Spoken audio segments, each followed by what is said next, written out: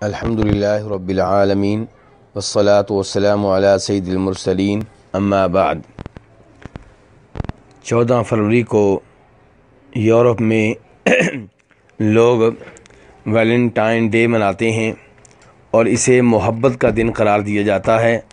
اور اس دن کو بطور تہوار اور بطور عید کے منایا جاتا ہے۔ افسوس سے کہنا پڑ رہا ہے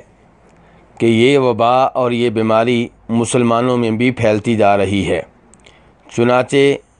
اس نام نہاد محبت والے دن مسلمان لڑکے اور لڑکیاں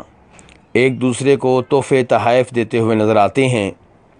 سرخ رنگ کے غبارے اڑاتے ہوئے نظر آتے ہیں، سرخ رنگ کے پھول ایک دوسرے کو تحفے میں دیتے ہوئے نظر آتے ہیں، اور یہ بیماری تیزی سے مسلمانوں میں سرایت کر رہی ہے۔ گزارش اس موقع پہ یہ کرنا چاہوں گا کہ اس دن کو بطور عید بطور تہوار منانا غلط ہے۔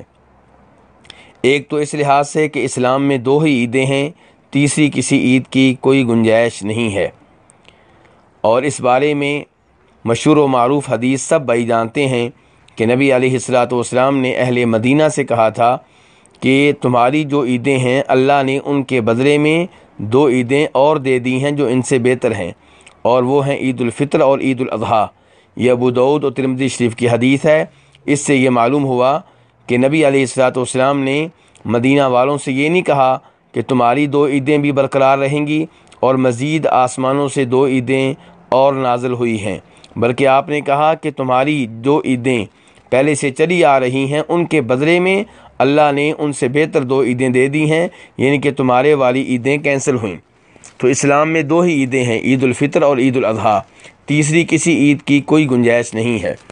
دوسرے نمبر پہ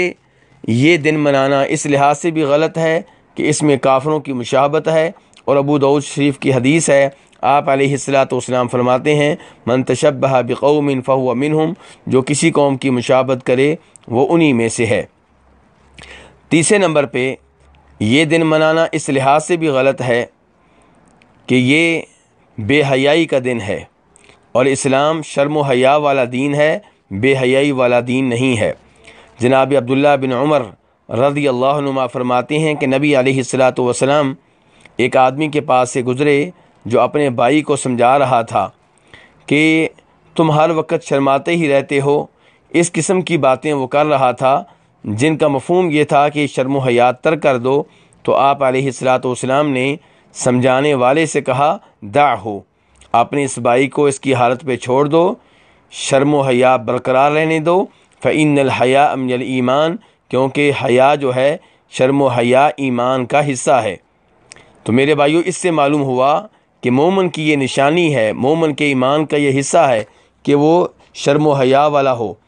لیکن آج افسوس سے کہنا پڑ رہا ہے ویلنٹائن ڈے کے نام پہ مسلمانوں میں شرم و حیا کو ختم کیا جا رہا ہے، اور بغیرتی کو اور زنا جیسی چیزوں کو عام کیا جا رہا ہے۔ اسلام تو وہ دین شرم و حیا ہے جو مومنوں سے کہتا ہے قل للمؤمنین یغضوا من ابصارہم، کہ مومن اپنی نگاہیں جھکا کر رکھا کریں، اور یہیں اسلام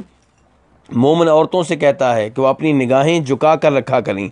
اسلام وہ دین ہے جو عورتوں سے تقاضا کرتا ہے فلا تخضعن بالقول، کہ اگر مردوں سے بات کرنی پڑ جائے تو اس آواز میں نرمی نہیں ہونی چاہیے بلکہ اس میں سنجیدگی ہونی چاہیے۔